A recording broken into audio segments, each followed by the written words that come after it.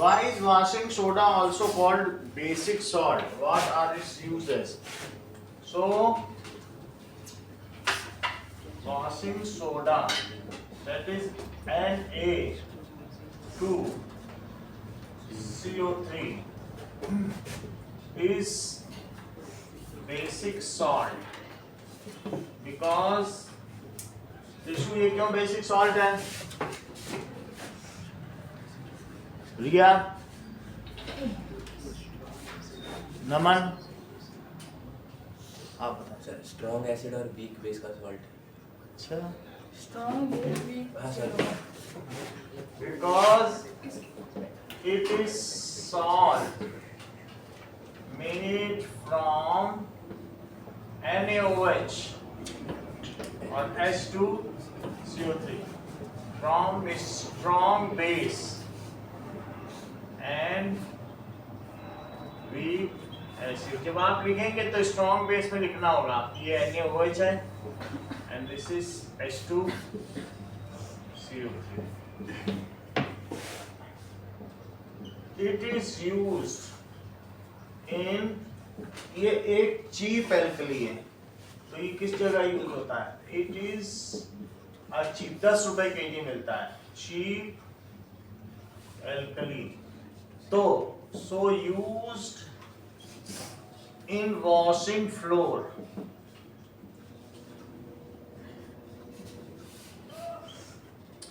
और that is washing of white linen. लोग ऐसा यूज करते हैं, धोबी लोग, लेकिन क्या है कि ऐसा करने से कपड़े की क्वालिटी और फिर वो डिग्रेड हो जाती है, इसको यूज नहीं करना चाहिए। कई बार घर में बोला भी जाता है कि आप सोडे से वाशर मैन से हो जाता है, सोडे से आप धो कर लाए तो इससे धोने से कपड़ा ज्यादा नहीं चलता है।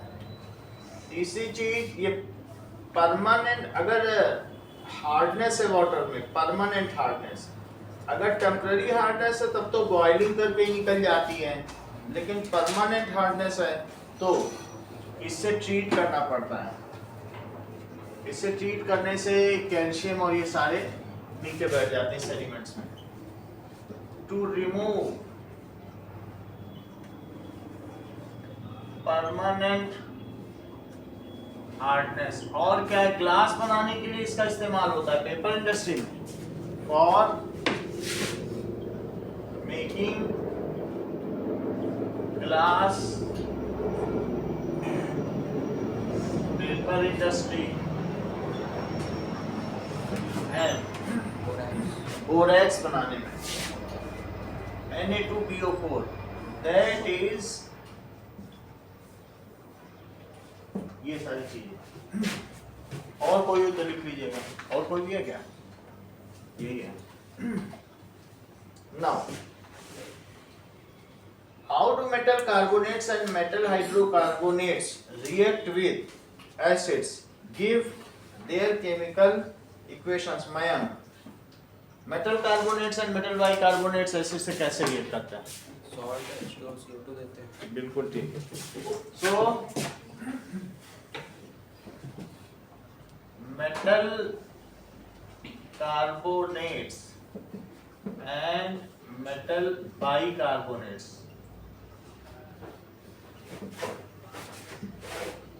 react with acid and produce salt, water and CO2. Like इसमें पूछा गया है give their chemical equation. ये मेटल कार्बोनेट है, अगर इसको HCl से रिएक्ट करेंगे तो टिश्यू क्या होगा? और NaCl H2O H2CO3 करके नहीं लिखा करो, अलग अलग लिखता, बहुत थोड़ा सा सॉल्युबल है, ठीक है? तो दिस इज, और अंशुक्रिया NaHCO3 है, मेटल बाइकार्बोनेट, तो वो HCl से कैसे रिएक्ट करेगा? ठीक है, हाँ बोलिए।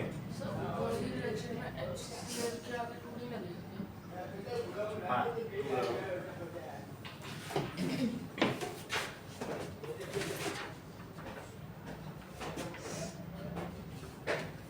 What is rock salt? Why it is brown in color? So rock salt NaCl को ही कहते हैं। जब ये impurities में NaCl found in nature, जो भी फॉर्म में पाया जाता है in impure form is called rock salt. उसको देख लेते हैं। इम्प्योरिटीज की वजह से इसका कलर ब्राउन होता है। तो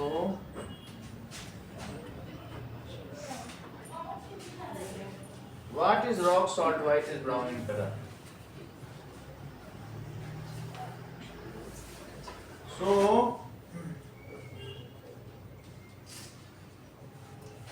sodium chloride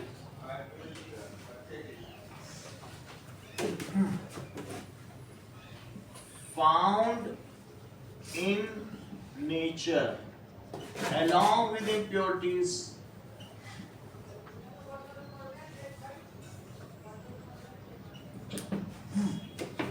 is called in crystalline form, it is called rock salt.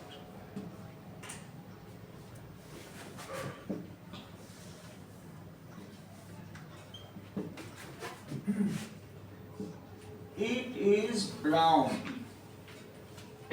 in color due to impurities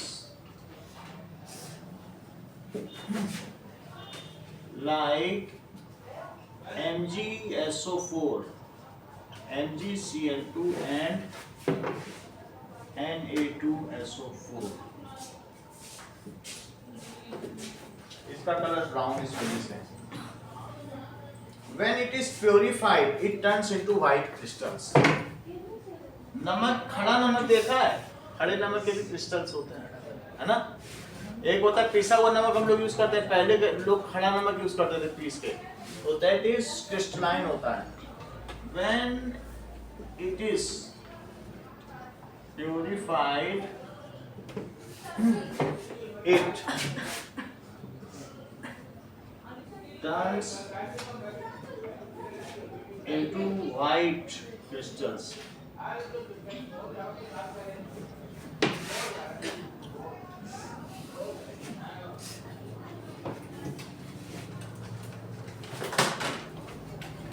एक बार आप रॉक सॉल्ट देखें।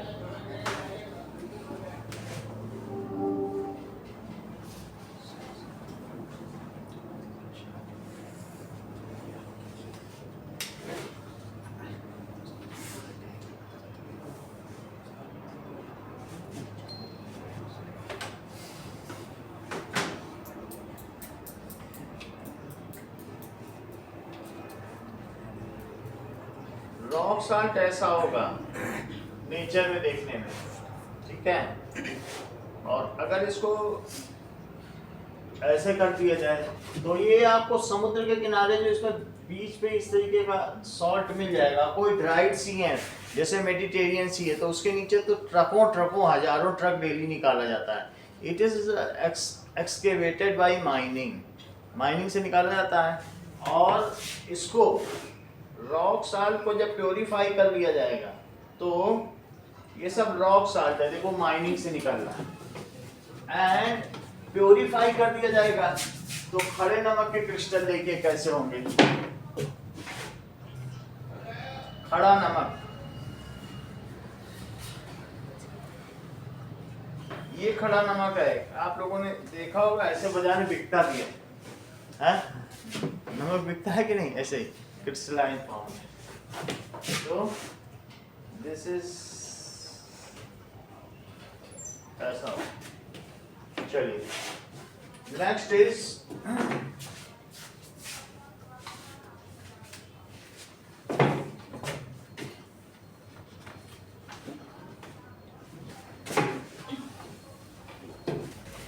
when a drop of liquid sample is put in pH paper, its color converts into blue।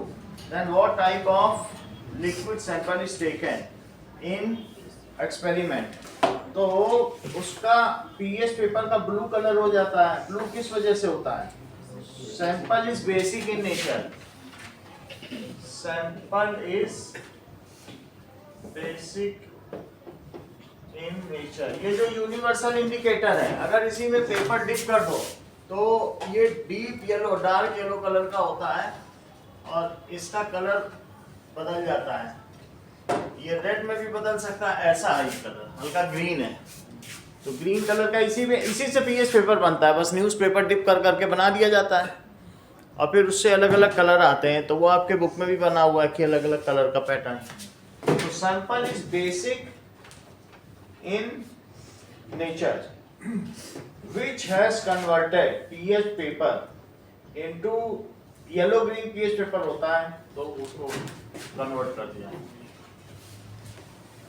What will be the pH value of the solution if it turns a red litmus paper into blue? तो अगर red litmus को blue कर देता है तो 12 है क्या? देखो इसमें क्या है कि अलग अलग अब कौन सा ब्लू कह रहा है, हाँ चेक कर लेते हैं। तो ब्लू भी है, पर्पल भी है, बुक में अलग अलग कलर दिए ना, तो कौन सा कलर हो सकता है, पीएच क्या हो सकता है? What will be pH of solution if it turns a red litmus paper into blue? Litmus के बारे में बात की गई है तो आप ये लिख दीजिए 7 to 14, पीएच के बारे में नहीं की गई ना।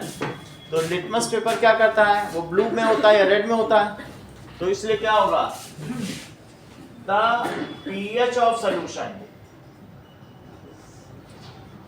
is above 7, that is up to 14, maybe up to 14.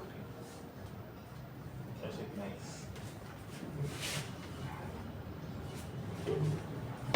Given two test tube A and B, test tube A contains blue litmus solution and test tube B contains red litmus solution. A solution with pH 2 is added, तो एक में blue litmus है, solution के form में है।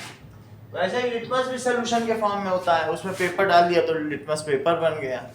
और एक red litmus solution है, तो रेड लिटमस सॉल्यूशन में ये एसिडिक रहा होगा तभी तो रेड है। लिटमस सॉल्यूशन एसिडिक क्यों है? किसी भी लिटमस सॉल्यूशन में, लिटमस सॉल्यूशन पर्पल कलर का होता है और अगर उसका सॉल्यूशन बना दिया, थोड़ा नींबू डाल दिया, अपने आप ही रेड हो जाएगा। अब उसी को बाजार में बेच दिया, उसी में थोड़ा कैल्शियम हाइड्रोक्साइड डाल दिया, ब्लू हो जाएगा, उसको बेच दिया। अदरवाइज उसका कलर चेंज क्यों होगा?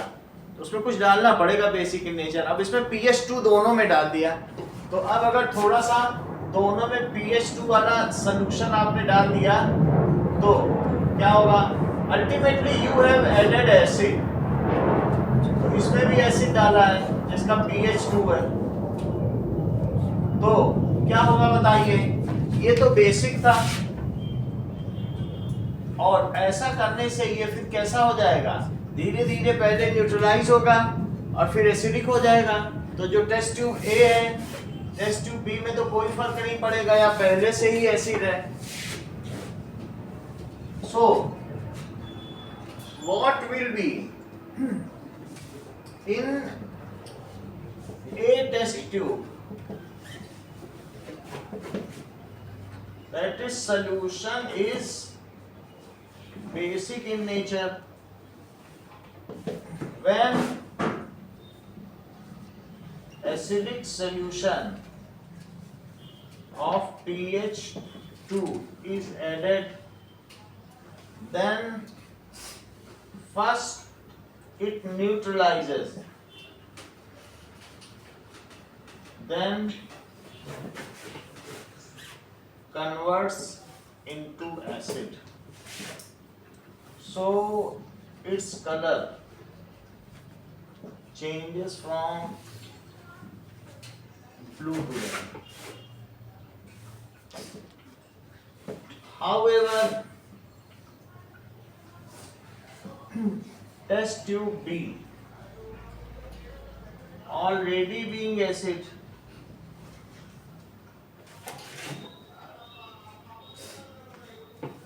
continue to show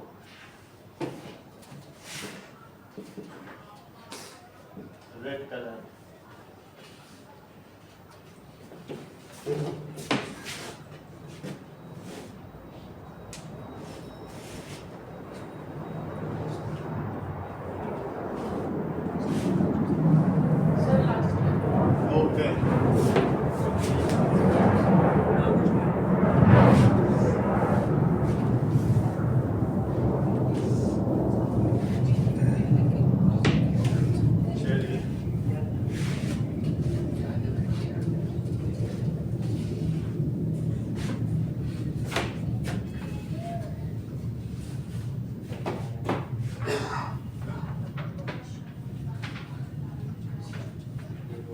carbon and compound से कुछ क्वेश्चंस करते हैं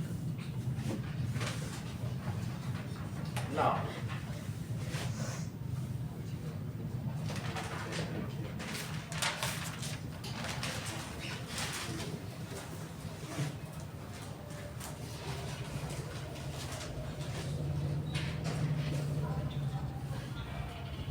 What do you observe when a few drops of acetic acid? ये सभी आए हुए क्वेश्चन है। विद्या, अगर आप विद्या लेते हैं तो विद्या क्वेश्चन बैंक में सारे आए हुए क्वेश्चन की हुई है, चाहे विद्या का मैथ का हो, इससे रिपीट बहुत होता है। वैसे मैं करा दूंगा एक महीने सारे आप। Few drops of acetic acid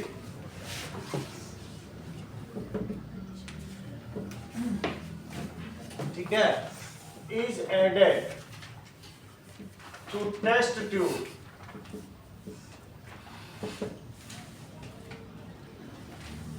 containing phenolphthalein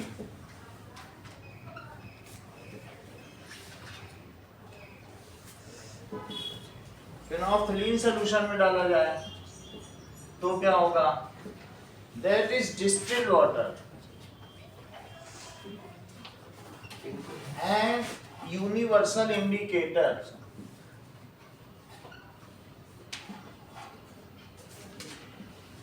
और चौथा सोडियम हाइड्रोजन कार्बोनेट पाउडर।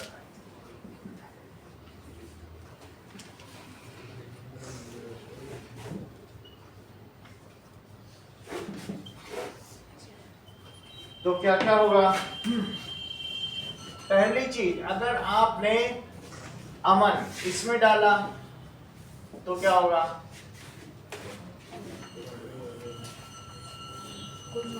कुछ नहीं होगा, क्योंकि एसिड में फिनोल्फथलीन कैसा रहता है? Colourless, no change in colour. So phenolphthalein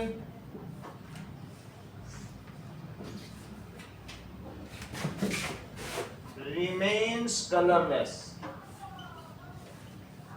in acidic solution। पहले ही कलरलेस है, already colourless, remains colorless in acidic solution। उसका नेचुरल कलर क्या है फिनोल्फथलीन का? कई बार हमने आपको दिखाया, वो बिल्कुल वाटर लगता है फिनोल्फथलीन, सही है। तो क्या लिखेंगे? नेचुरली कैसा है? कलरलेस। नेचुरल, नेचर में तो नहीं पाया जाता, लिखे already colourless, already colourless, remains colourless in acid, तो कोई चेंज नहीं होगा। डिस्टिल्ड वाटर में क्या होगा? Few drops of acidic acid अगर डिस्टिल्ड वाटर में डालोगे तो क्या होगा? कोई चेंज कलर में तो होगा नहीं, बस एसिडिक सॉल्यूशन हो जाएगा, कुछ भी नहीं होगा ना। तो सॉल्यूशन बिकम्स एसिडिक, लेकिन क्या होगा?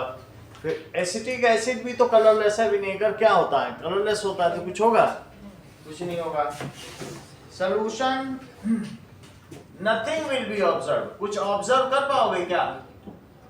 विल बी ऑब्जर्व, कुछ भी ऑब्जर्व नहीं होगा, ठीक है। बस एक पंजेंट इसमें रह जाएगी जो विनेगर की होती है। अगर आप यूनिवर्सल इंडिकेटर में डालोगे तो क्या होगा? यूनिवर्सल इंडिकेटर में ये बिल्कुल रेड नहीं होगा, क्योंकि 4.5 4.3 का होता है, तो ये टर्न पिंक या ऑरेंज हो जाएगा, है ना? Turn pink orange. नेक्स्ट, अगर सोडियम हाइड्रोजन कार्बोनेट पाउडर में नैतिक डाला जाए तो क्या होगा? बोलो। न्यूट्रलाइजेशन रिएक्शन हो जाएगी ई में, यानी अगर मैं NaH इथॉक्साइड कहाँ से बन जाएगा? अल्कोहल थोड़ी ना डाल रहे हो आप, इस तरीके से बात कर रहे हो कि C2H5OH, तो ऐसा तो नहीं है ना, हम तो एसिटिक एसिड डालना है। इथॉक्साइड बनाने के लिए ये चीज चाहिए, ये इथॉक्सी आयन है, इथॉक्साइड है। तो हम एसीटेट आयन की बात कर रहे हैं, तो मान लीजिए इसमें CH3 COOH डाल दिया जाए तो क्या होगा बताइए? CH3COONA प्लस इसके साथ इसकी रिएक्शन हो जाएगी और क्या होगा? H2O plus CO2. So that is CO2 will be liberated with a brisk effervescence.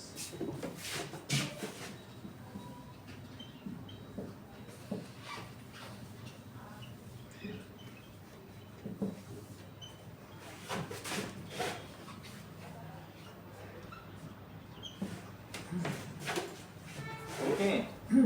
Now, which element shows the property of catenation to large extent? बताइए.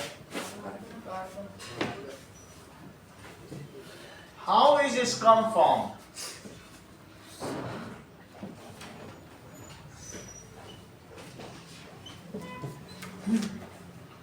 When soap reacts with hard water,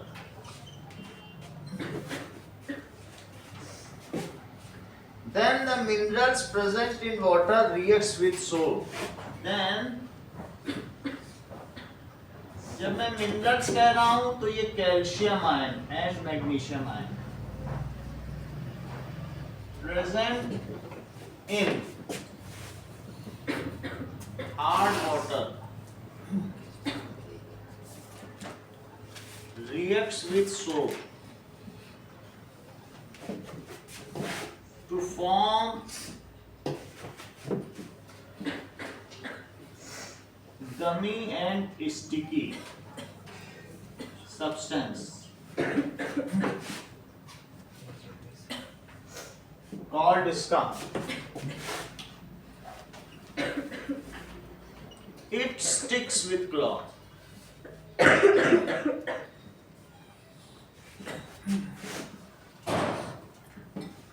अब देखो C17H35COO Na और मान लीजिए calcium salt हमें कहां से मिला? Calcium salt in hard water तो क्या होगा? C17H35COO whole twice Ca इसी को स्कम कहेंगे. सही है, बस इतना ही लिखना है. ओके.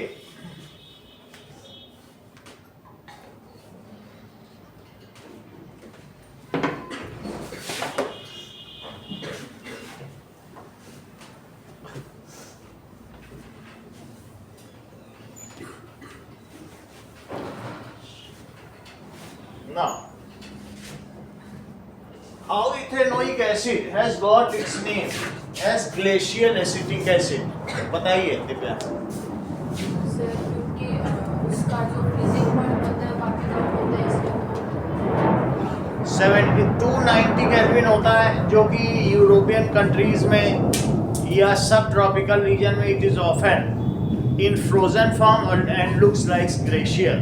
सो इसलिए इसको 17 डिग्री सेल्सियस या 290 केल्विन है. That's why it is called glacial acetic acid. What happens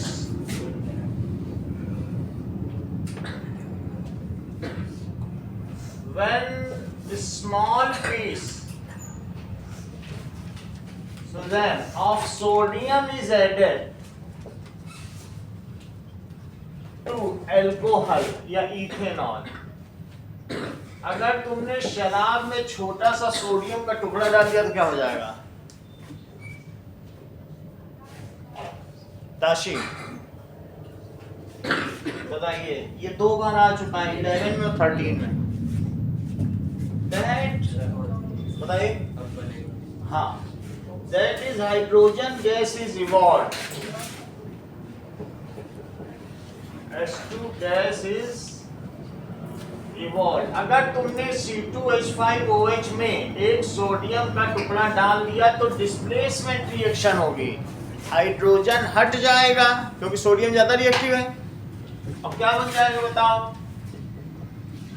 ONA और यहाँ क्या बनेगा बताइए, that is C2H5ONA sodium ethoxide और साथ में H2 बनेगा।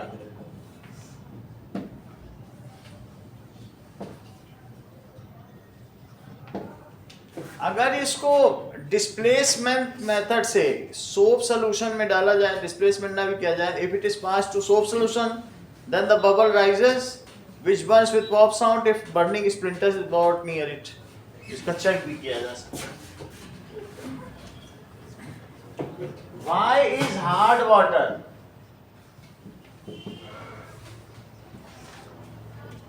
not suitable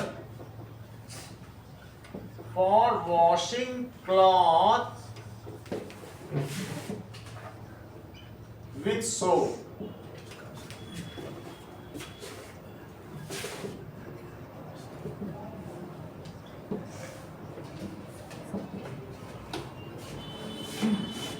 अब देखो, hard water contains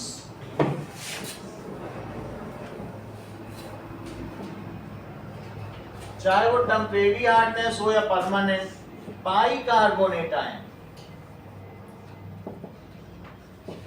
calcium ion and magnesium ion, ठीक है, विच रिएक्ट्स विद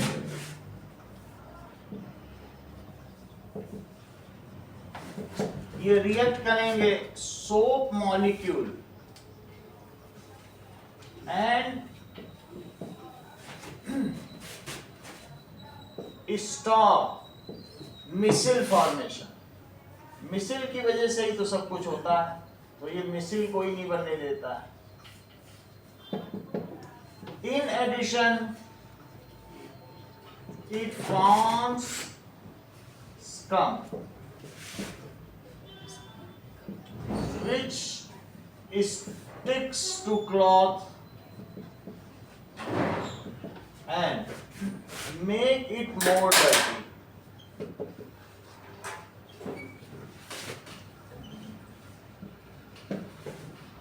तो जो वाटर में कुछ ये सारी बाइकार्बोनेट आयन है, कैल्शियम आयन है, इसको तो हम लोगों ने देख ही लिया कि कैसे रिएक्ट कर रहा है। बाइकार्बोनेट आयन है वो टेम्पररी हार्डनेस है, मैग्नीशियम बाइकार्बोनेट को बॉईल कर दो, बॉईल करने से MgCO3 बन जाएगा, वो नीचे रह जाएगा, अदरवाइज वो हिंडल कर।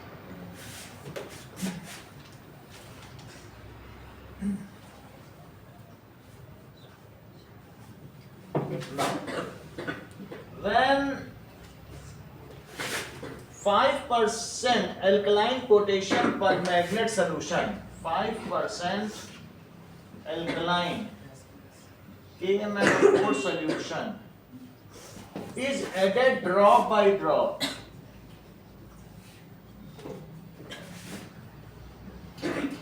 थोड़ा थोड़ा करके डाला जाए टू वार्म इथेनॉल,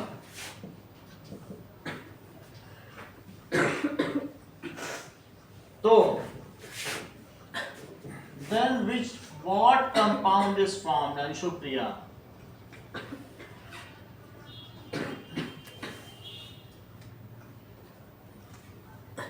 ठीक है,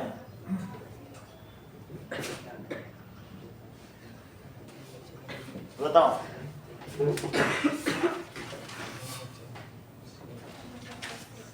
इथेनॉल कैसे, ये ठीक बता नहीं कि अगर हमने इथेनॉल में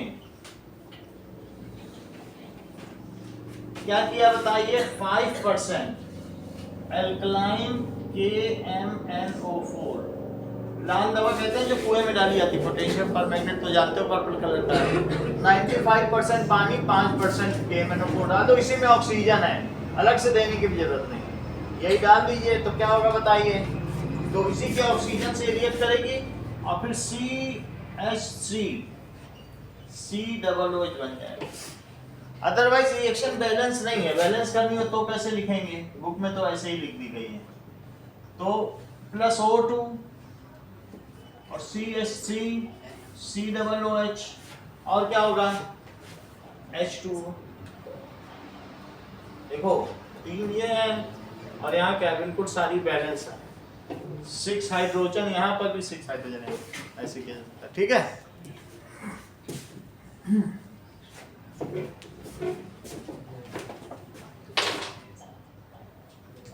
now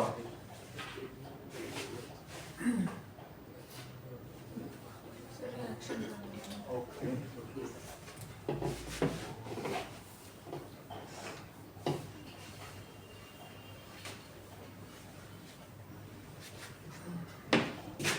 how would you name the following compound?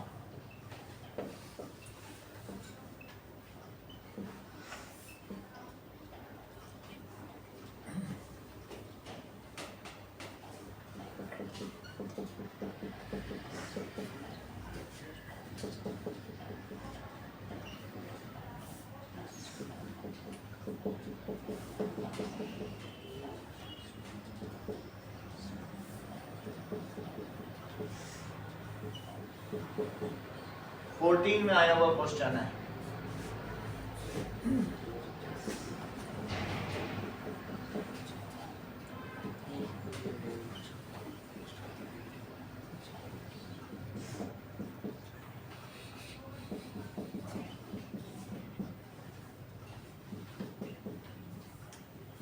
Divya, ए का नाम बताओ।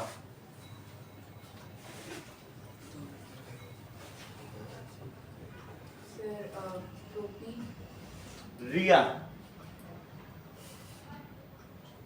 बोलो। शिव शर्मा आप बताओ। अरविंद,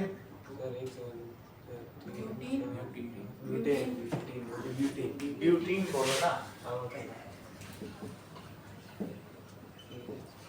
बी बताइए।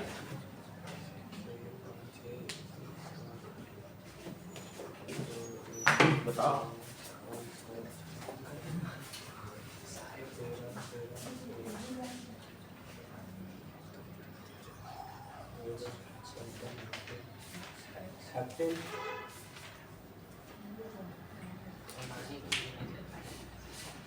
थोड़ा मैं इसका स्ट्रक्चर समझा दूं तो फिर और कोई एक बार मैं इसका स्ट्रक्चर, इसका मतलब समझो। CH3 CH2 CH2 इसको C समझो और CH3 जो ऐसे लिखा रहे ना तो इसको ऐसे माना करो। अब कुछ आइडिया लगा तो बताओ। ट्रिवियल नेम ही बता दो, कॉमन नेम चलेगा।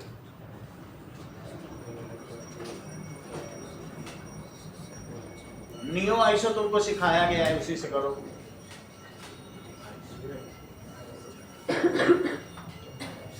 सेकंड लास्ट में 3 कार्बन हो तो नियो होता है, और सेकंड लास्ट में 2 कार्बन हो ये आइसो है, और ये नियो है। सारे कार्बन काउंट कर जाओ, बोलो। 1 2 3 4 5 6 7 तो नियो हेप्टेन, सही है। ये ऐसा भी कर सकते हो 1 2 3 4 5 2 2 डाई मिथाइल पेंटेन। दोनों में जो तुम्हें नाम आसान लगे ऐसा नैतिक पिछले टेस्ट में किया है, तो डाई मिथाइल पेंटेन। तो आप ऐसे लिख सकते हो, कई नाम तो आपने किए हैं ना ऐसे। 2 2 2 दो लोकेंट हैं, डाई मिथाइल पेंटेन। तीसरे का नाम सोचो, बताओ मन। बता दिया, प्रोपेनल। अल है ना, CHO क्या होता है?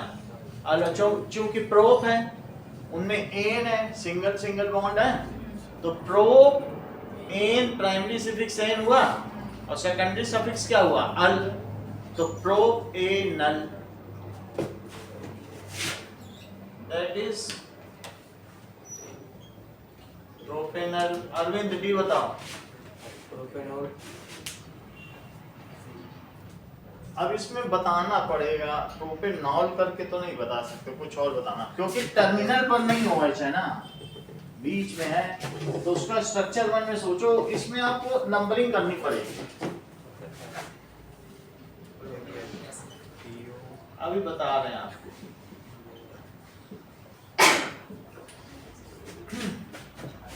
एक तो है आइसोप्रोपाइल अल्कोहल, लेकिन वो नेम छोड़ो, ट्रिवियल है। ऐसे कर नंबरिंग कर दो, ये मेन चेन है, पेरेंट चेन। तो क्या है बताइए, प्रोपेन और ऑल कितने पर है, 1 पे कि 2 पे? तो क्या लिखो, बोलो बताओ Divya.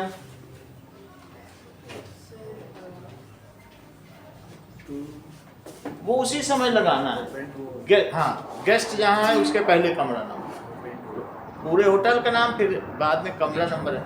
That is propane two all.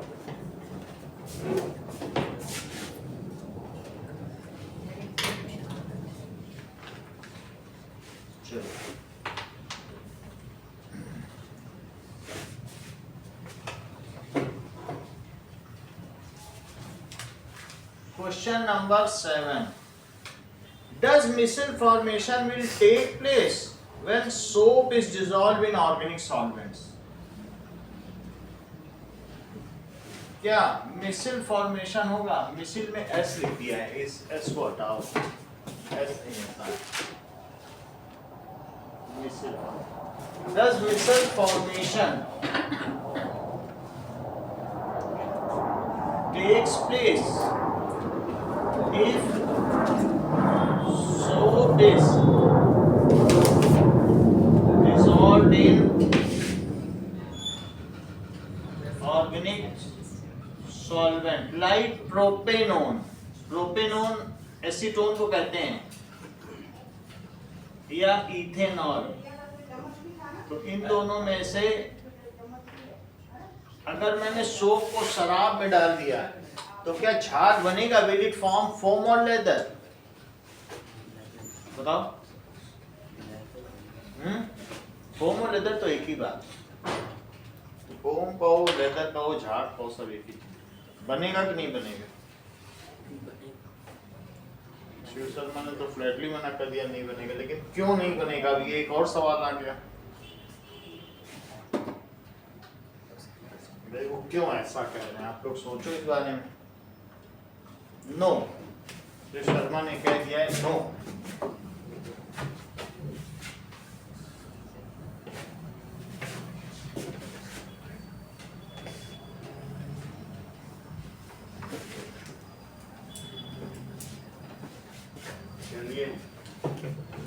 Missile formation will not take place if soap is added to, देखो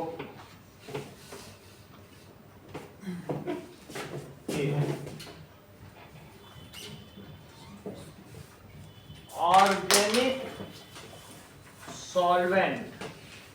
तो ऑर्गेनिक सॉल्वेंट है, इज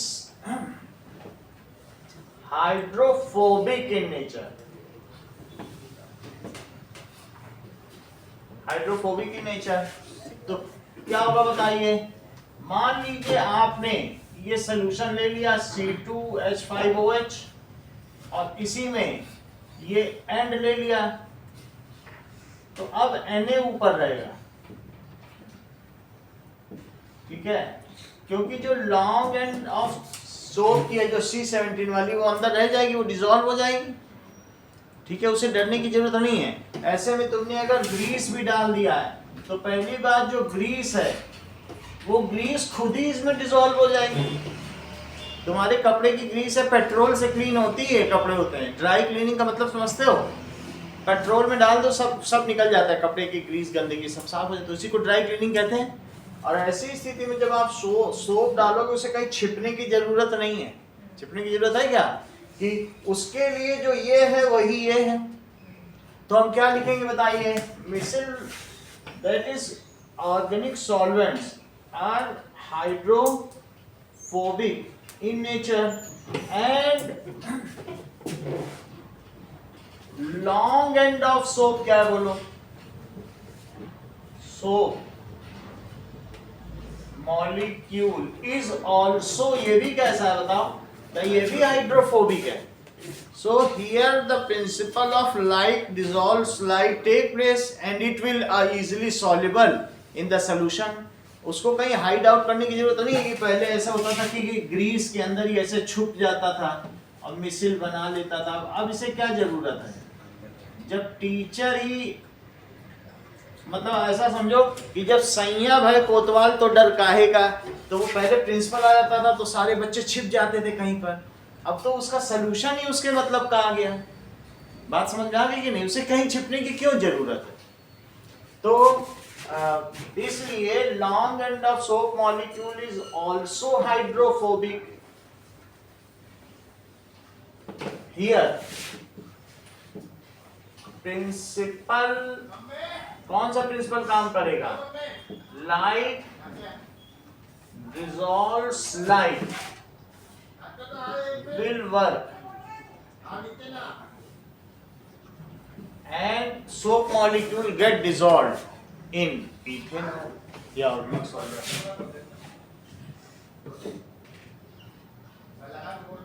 as well as जो grease and dirt, जो grease होगी will dissolve in organic solvent. जब तुमने petrol डाल दिया तो तुमको सोप डालने की जरूरत भी क्या है, तुम ग्रीस ही हटाना चाहते थे, इससे अच्छा पेट्रोल से कपड़े धो लो, है ना। ठीक है, अब देखिए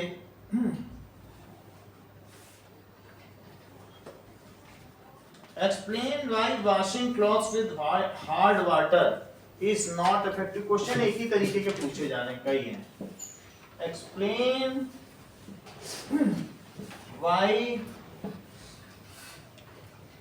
washing clothes with hard water is not effective.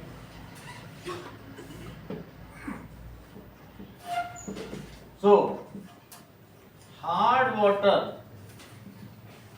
contains Ca2 plus and Mg2 plus ions which hinders, वो बाधा उत्पन्न करता है in cleansing action of soap।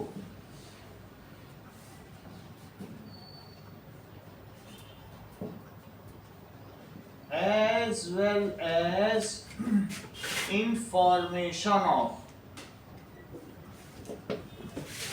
micelle, micelle भी नहीं बनने देता। It does not form any leather, ये कोई झाग भी नहीं दे रहा है, इसलिए इससे कपड़े धोना उचित नहीं होगा।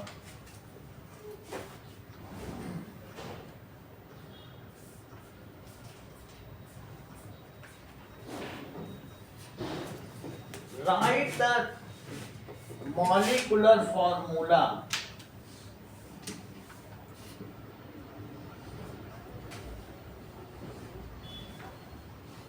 and structural formula of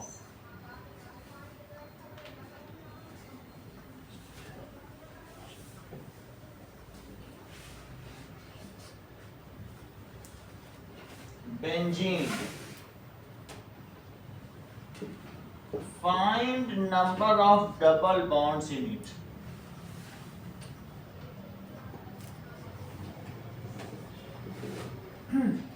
तो C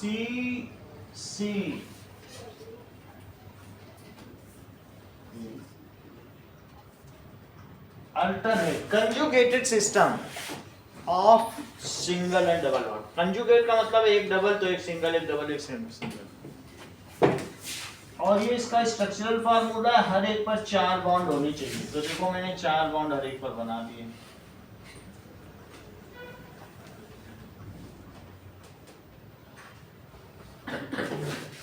गरिमा इसमें कितने डबल बॉन्ड हैं? Yes, it contains 3 double bond. इसका मॉलिक्यूलर फॉर्मूला क्या है?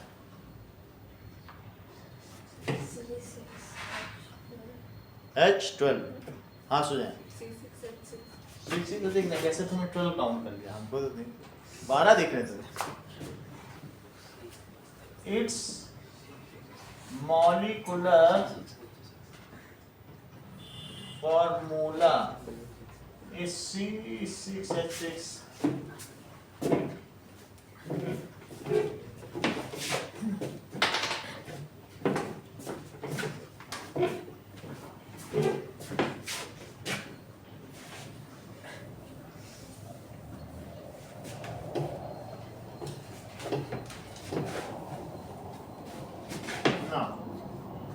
Formula of citric acid is given. ये भी क्वेश्चन आ गया.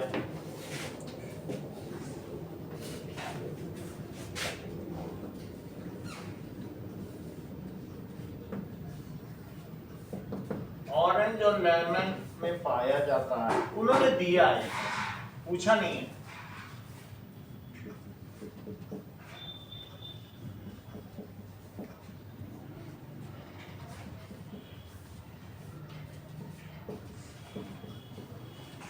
ये दे दिया. और पूछा है name the COOH functional group in it. Name the COOH functional group. Shiv Sharma बोलो. That is carboxylic acid. सही है.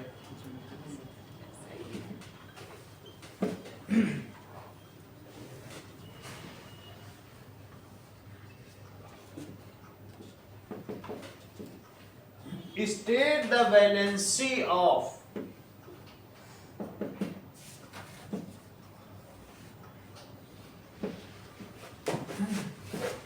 each carbon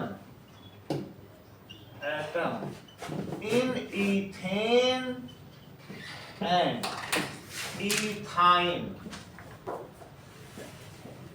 सुजैन, ये तो इथेन हो गया और ये इथाइन हो गया. तो यहां इस कार्बन की क्या वैलेंसी है और यहां दिव्या नैतिक चार ही रहेगी, चाहे कुछ भी दे दिया जाए. कार्बन तो टेट्रावेलेंट है ही है, क्या अपना नेचर बदल देगा? So in each case of each carbon atom its valency is 4. That is, it is tetravalent.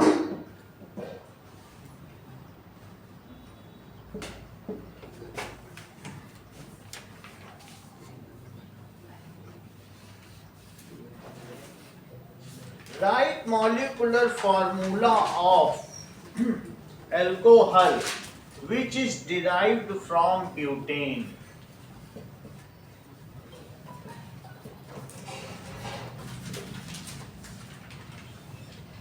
रिया बताओ, तुम्हारी तो ऑर्गेनिक केमिस्ट्री अच्छी है. Right molecular formula of alcohol which is derived from butane. बताइए. ब्यूटेन से बनने वाले एल्कोहल का मॉलिक्यूलर फॉर्मूला बताइए. नैतिक. C4H9OH. इतना ही बताना.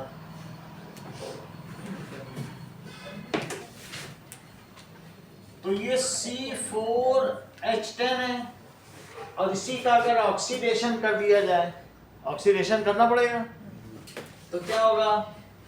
वैसे देख लो, ये है ब्यूटेन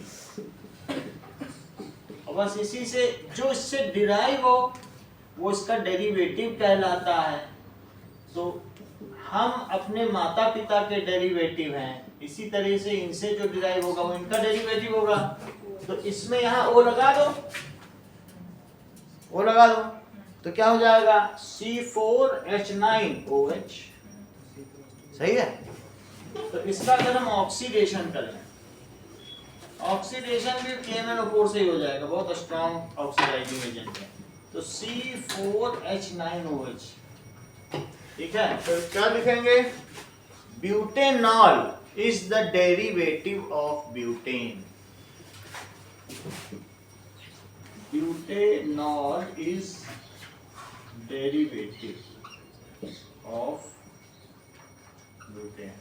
अगर इससे हम और सरप्लस के MnO4 डाले तो भी फिर चूंकि अल्कोहल है, अभी एल्केनोइक एसिड बदल जाएगा।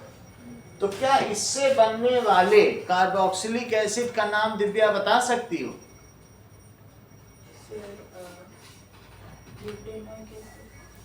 ब्यूटेनोइक एसिड का फार्मूला भी तो बताओ। C4H तुम बताती नहीं हो, यही तो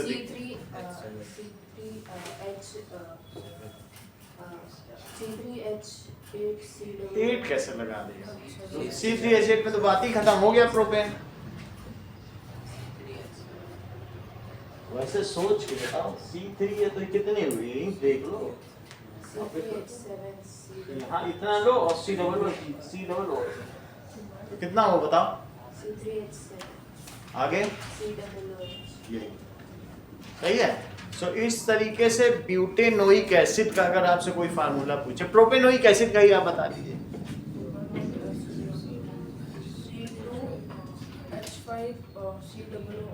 बस वो किसका डेरिवेटिव होगा?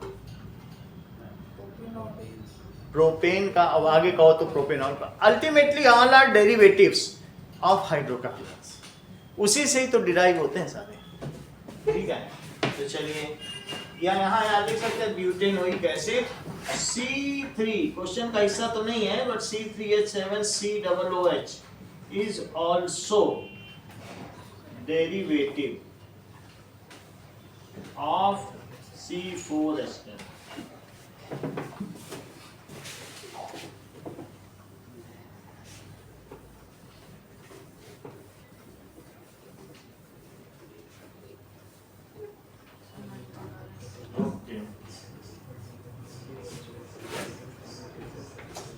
अगला देखें।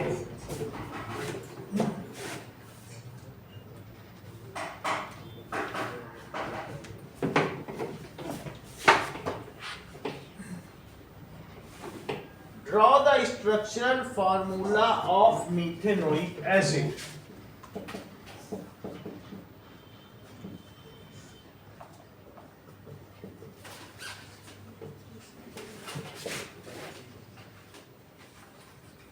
अंशु प्रिया, मीथेनोइक एसिड का पहले तो तुम इस मॉलिक्यूलर फार्मूला बताओ।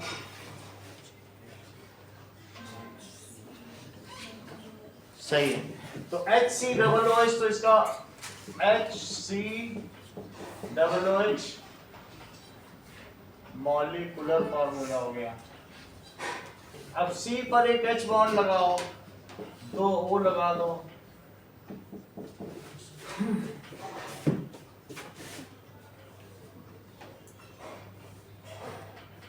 Ammonia has formula NH3।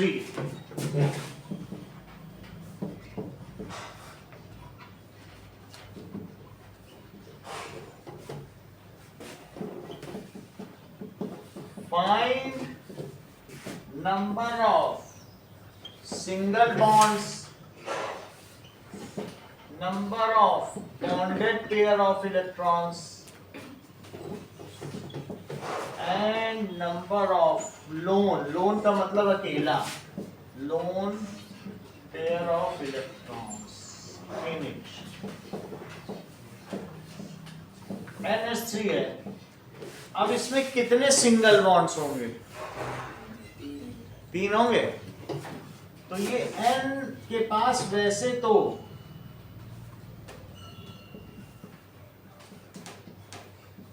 इस तरीके से होगा। मैं अभी इसका बॉन्ड ही बना देता हूं, वो तो सर्कल बनाने की जरूरत नहीं। ये बॉन्ड हो गया, तो 3 NH सिंगल बॉन्ड। कैसे बॉन्ड है? NH single bond. नैतिक इसमें कितने बॉन्डेड पेयर ऑफ इलेक्ट्रॉन है? 3 बॉन्डेड पेयर और 1 लोन पेयर। ये पेयर है तो 1 पेयर माना जाएगा। 1 पेयर ऑफ शू, 2 पेयर नहीं कहा जाता है। तो इसलिए 3 बॉन्डेड पेयर इलेक्ट्रॉन और 1 जिसने शेयर नहीं किया तो वो lone pair of electron. How many covalent bonds are there in butane? Garima, Dashi, butane में कितने सिंगल बॉन्ड है?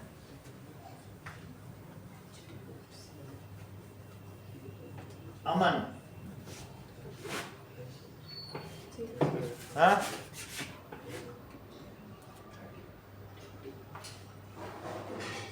दिव्या, हाँ, find number of single bonds in butane. 13 check करते हैं, काउंट करना पड़ेगा। करो काउंट, 1 2 3 4 5 6 7 8 9 10 11 12 13 सिंगल बॉन्ड्स।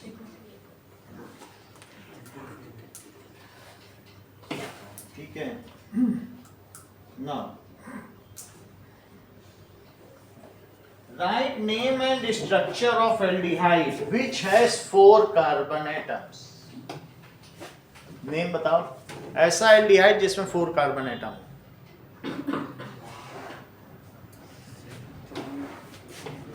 बताएं, अभी तो 1 नंबर के क्वेश्चन चल रहे हैं, अभी 2 नंबर का आएगा। 1 नंबर के बताओ, बोलो ना मन। Name of aldehyde which has 4 carbon atoms. Riya बता ही नहीं रही हो। हाँ बोलो सुजैन। नेम ऑफ एल्डिहाइड, ऐसा एल्डिहाइड बताओ। और लगता है एल्डिहाइड CHO लगता है। नैतिक बताइए। ब्यूटेन, हाँ ब्यूटेन है। हाँ, फॉर्मूला C3H सही है, लिखो, सही बता रहे हो। Write name and structure of aldehyde and ketone. 2 question एक साथ ज्वाइन कर दिया। विच हैज 4 कार्बन एटम्स। तो अगर 4 होंगे तो C3H7CHO, इसका स्ट्रक्चर भी बनाना पड़ेगा। CHO हो गया और इसका नाम लिखना पड़ेगा। तो क्या नाम हो जाएगा? That is butanal. Divya ketone भी बताओ।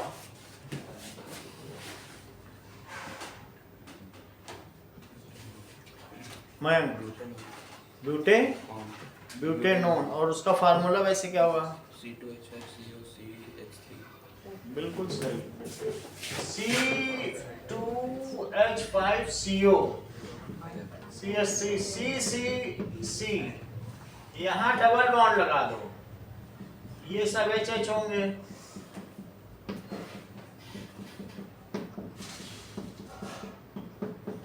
That is butanone.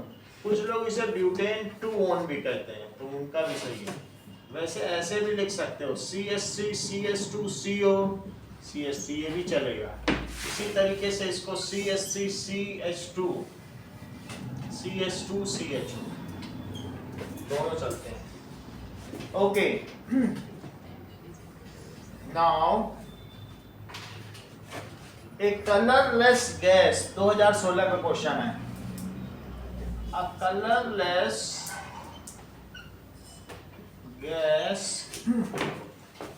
X has formula C3H6. It decolorizes bromine water tissue. It decolorizes bromine water. Write the chemical name of X.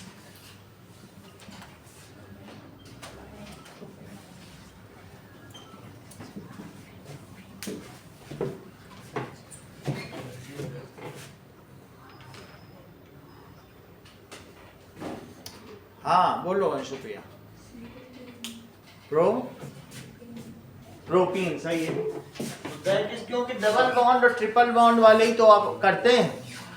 Bromine water को कौन डिक्लोराइज करते हैं? वो उससे जुड़ जाते हैं, डाई ब्रोमो प्रोपेन बना देगा और है प्रोपीन। ये क्या होगा?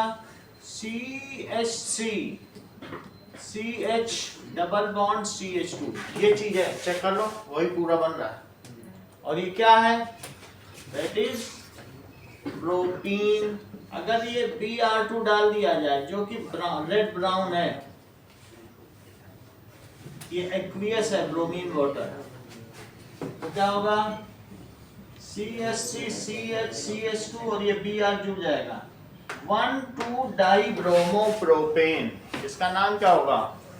1,2 डाई ब्रोमो प्रोपेन। ये कलरलेस है और इस टेस्ट को कहते हैं ब्रोमीन वाटर टेस्ट।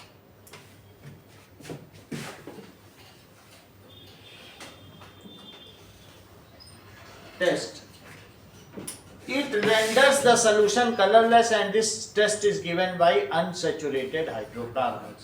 इसे कौन देंगे? डबल और ट्रिपल बॉन्ड, क्योंकि वो उसके साथ जुड़ जाएंगे, है कि नहीं? ना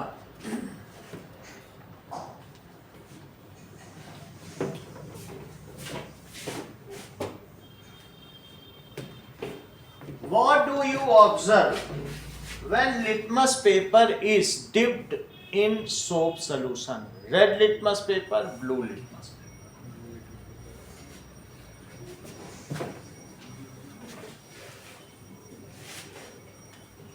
जब लाल लिटमस पेपर डालोगे तब क्या तुम देखोगे, और जब ब्लू लिटमस डालोगे तब क्या तुम देखोगे? Question number 18, what will you observe when red and blue litmus paper is dipped in soap solution? Suzanne क्या देखोगी? बताओ, थोड़ा अपने हिसाब से बताओ।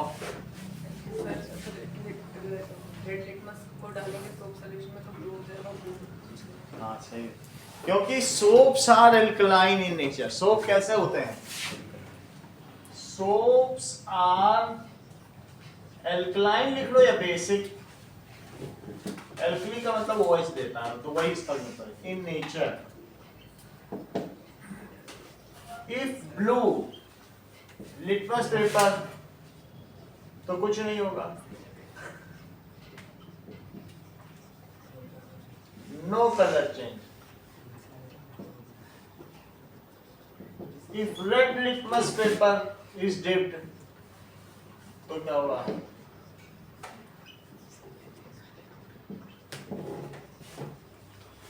Then it will turn blue.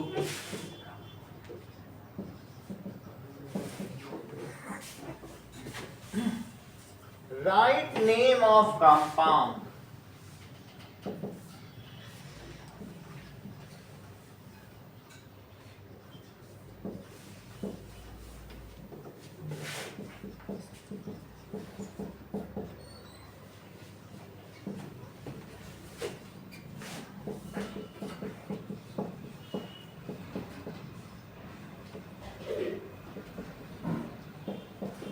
Garima book का क्वेश्चन है, बताओ इसका आंसर। बुक का क्वेश्चन का तो बताओगी, बताओ पहले वाले बताओ। बुक का भी नहीं बताओगी, बोलो ताशी।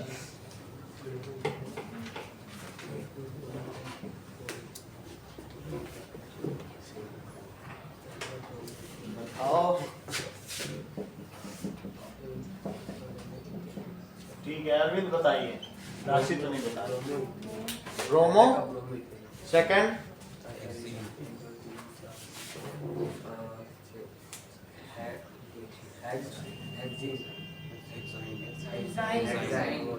ये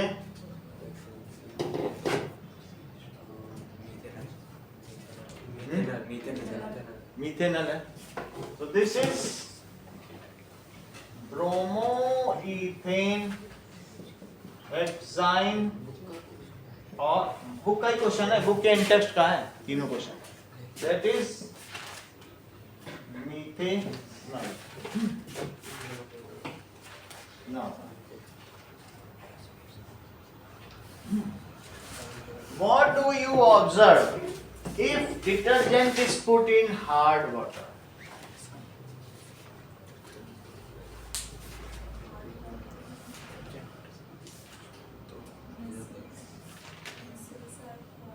हाँ, that means it will give leather foam, ठीक है, and it will be used as usual work, ठीक है। So वो cleansing action will not be hampered या hindered, उसमें कोई hinder नहीं होगा। Okay, write chemical equation of ethanoic acid with, अब 2 नंबर के क्वेश्चन आ गए। Write chemical equation for reaction of ethanoic acid with sodium hydroxide with ethanol with sodium carbonate with sodium bicarbonate। 2 question मिला दिया है।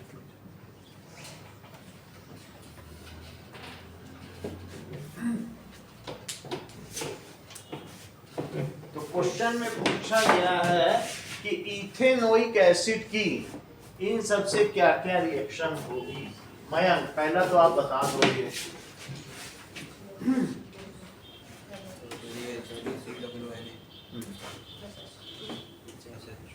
Plus, हाँ सही है। Now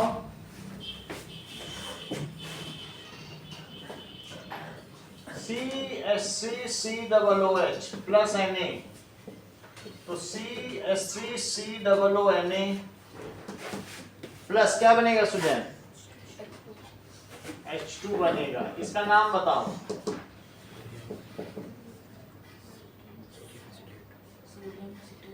sodium acetate, acetate ion है ना, तुम सोडियम इथेनोइड भी बोल सकती हो। तुमको क्या अच्छा लगता है? कुछ भी बोलो, एसीटेट आयन है ना, सोडियम एसीटेट, ठीक है। अगला देखिए, हाइड्रोजन गैस इज रिलीज। मुख्यतया आपको ये लिखना है H2 गैस इज रिलीज। चलिए B, Arvind.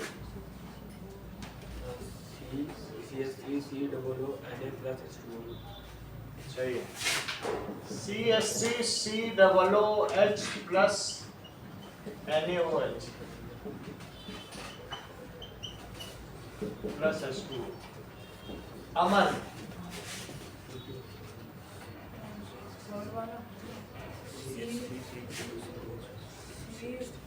CH3COOC2H5 plus H2।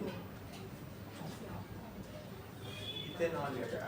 तो अगर इथेनॉल लिया गया ना, तो आप लिख लीजिएगा हॉट कंसंट्रेटेड H2SO। उससे कुछ नहीं, क्योंकि आप पूरी रिएक्शन लिख दे रहे हो। तो आप बताओ क्या बोल रहे हो? CH3COC2H5 plus H2। इसका नाम बताइए, नाम बोलो।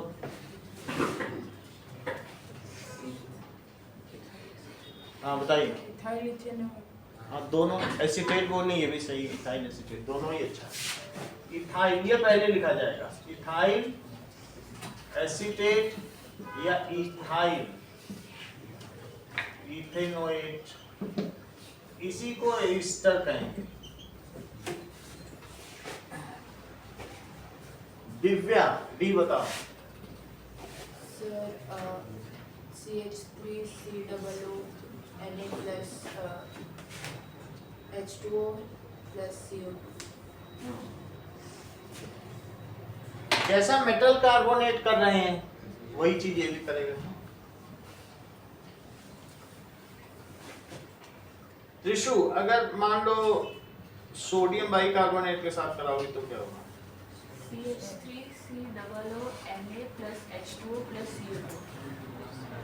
ठीक है।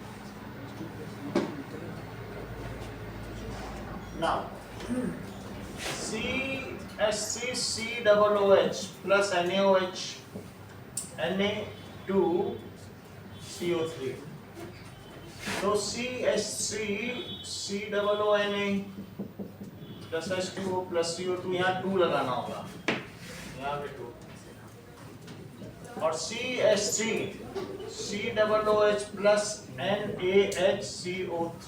अंशुप्रिया,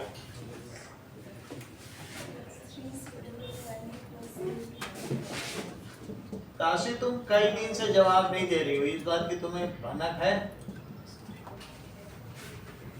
पिछले 10 सवालों का तुमने जवाब नहीं दिया, सिर्फ उतारने के लिए आती हो कागज। ना अगला देखिए, 3 नंबर का क्वेश्चन आ गया, question number 21। An aldehyde as well as ketone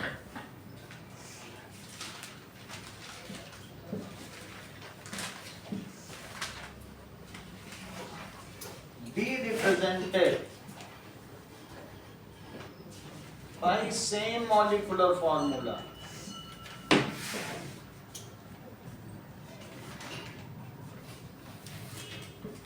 C3H6O.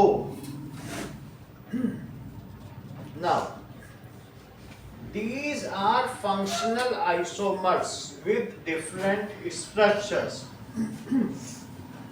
Now, write relation between them.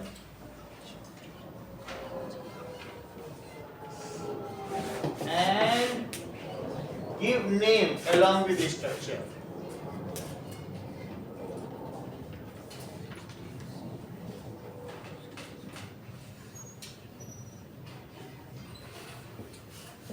एक एल्डिहाइड है ताशी और एक कीटोन है, जरा एल्डिहाइड का नाम बताना।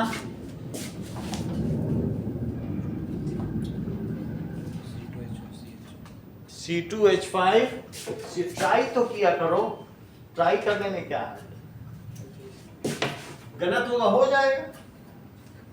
C2H5CHO। अमन, कीटोन का नाम बताओ। CH3CO,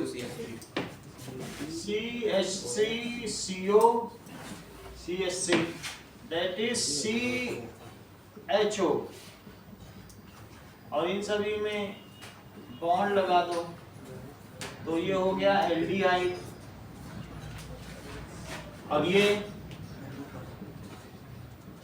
इन सब में बॉन्ड लगा दो। अमन, इन दोनों में क्या रिलेशन आप पाते हो?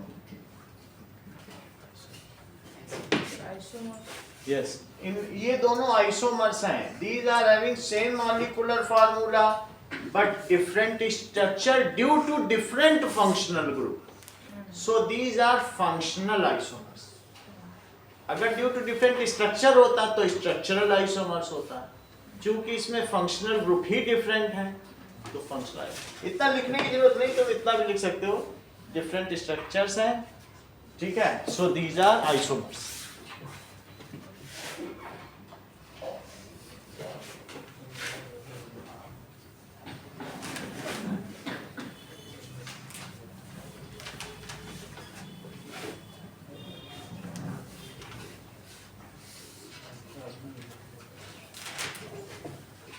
देखो,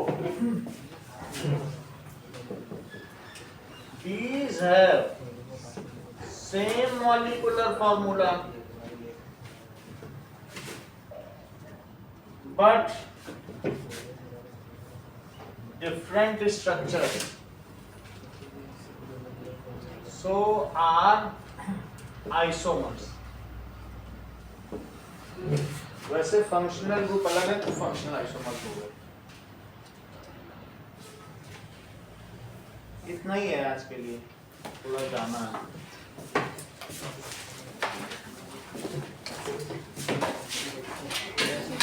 परसों आप लोग का इंग्लिश का पेपर है क्या?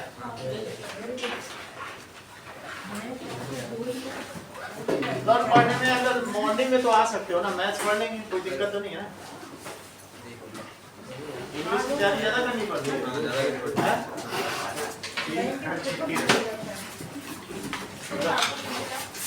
आज नहीं।